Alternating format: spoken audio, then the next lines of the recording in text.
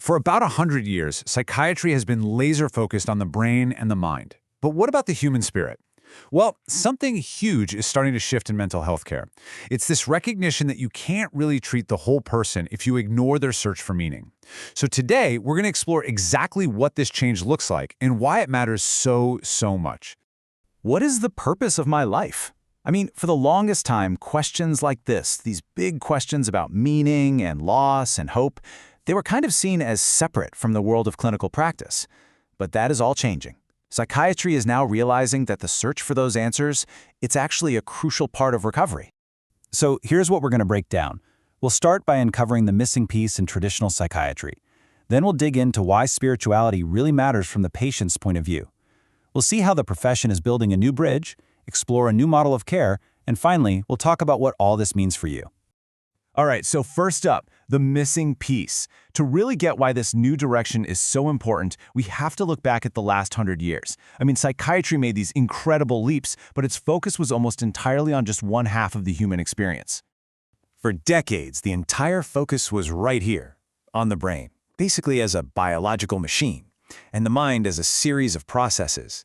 And don't get me wrong, we learned so much, but this other part, the human spirit, that deep search for meaning and connection, it was pretty much left out of the conversation entirely. So, let's be really clear here. When we talk about spirituality, we are not just talking about religion. Nope, this is a universal human thing. It's that feeling of connection you get from your friends and family, from being out in nature, or just listening to a piece of music that moves you. It's what drives us to meditate, or pray, or just help someone out. It is truly for everyone. Okay, so why is this huge change happening right now? Well, the single biggest reason came from listening. Patients, the service users themselves, started pointing out this massive gap between the care they were getting and the support they actually needed. And the data was, frankly, eye-opening. Survey after survey showed that over half of patients were relying on their spiritual or religious beliefs to help them cope during a crisis. But here was the problem. A lot of them felt like they couldn't even bring this up with their psychiatrist.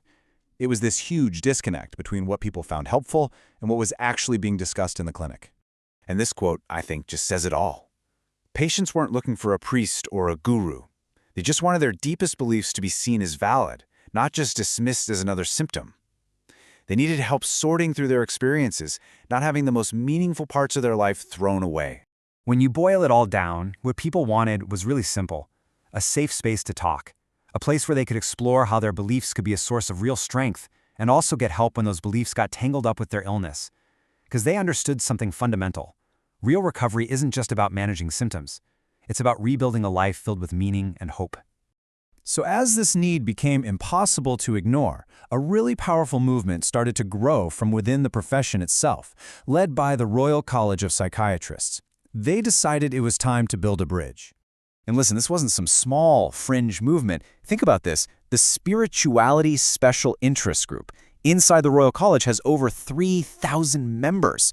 That is a huge number, and it sends a really powerful message about how seriously the profession is taking this. Now, this growth didn't just happen overnight.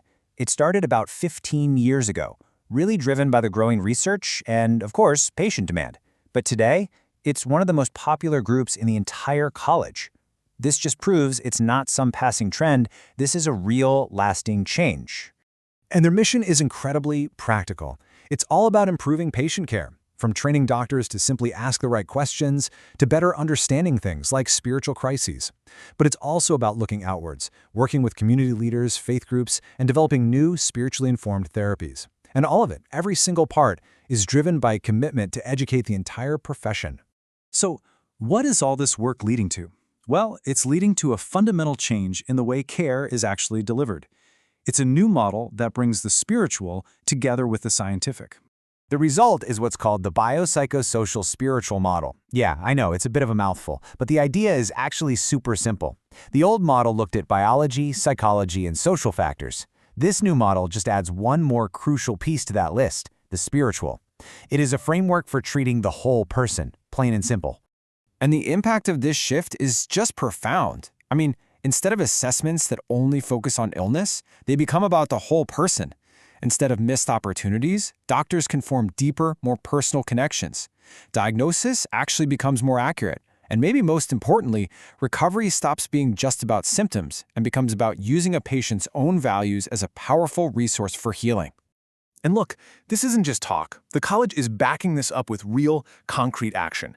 They published official guidelines, created these huge public websites with free resources, and they're fundamentally changing how new doctors are trained. This is a serious, top-down, institutional shift.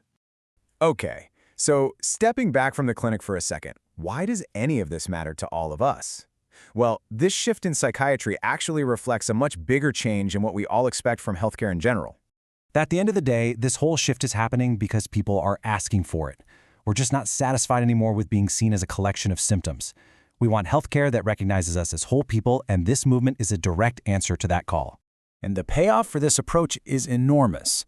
By making space for what people hold sacred, mental health care becomes so much less intimidating and way less stigmatizing. It becomes more welcoming to everyone from all backgrounds simply by meeting people where they are and acknowledging what truly matters in their lives. So, we're left with this final thought. For a century, we treated the mind. But maybe, just maybe, the real future of mental health lies in recognizing that we are not just biological machines. We are beings who are searching for meaning. And by finally embracing the mind, the body, and the spirit, psychiatry isn't just changing its methods. It might be rediscovering what it truly means to be human.